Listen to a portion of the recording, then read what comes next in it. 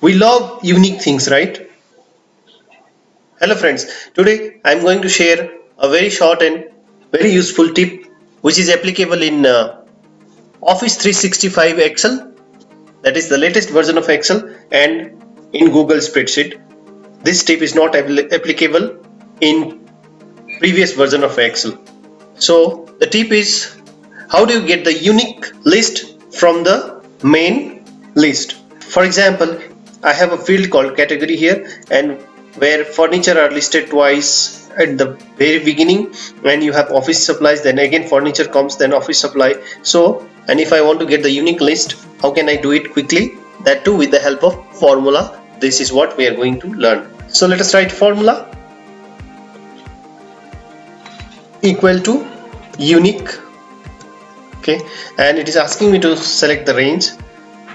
If needed, you can select the header range also, but if you have written your header already, then you can select from the second ones, that is excluding the header. Select the very first row of data and press Ctrl Shift and down arrow key, and all I am going to do is enter. So now see, I have only 3 records, which are furniture, office supplies and technology, and this is category.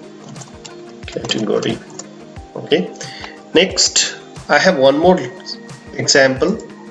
Here I have subcategory, and let me write the formula. Unique range is C2 to C something, right? So we don't know how deep the data is. So let us click on the first cell, that is C2, and press Ctrl Shift and down arrow key as we did earlier.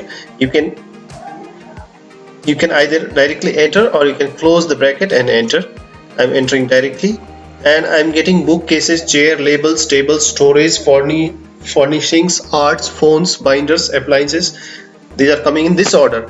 It comes in the same order how the data is, your original data is placed. Now in case if you want to sort it ascending or descending, all you have to do is write one more formula, sort formula, SORT, open bracket and enter.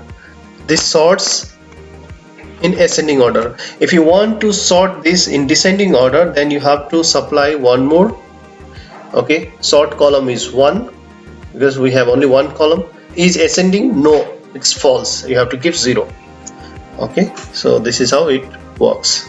So in this video we learned unique and sort function. I hope you enjoyed the video.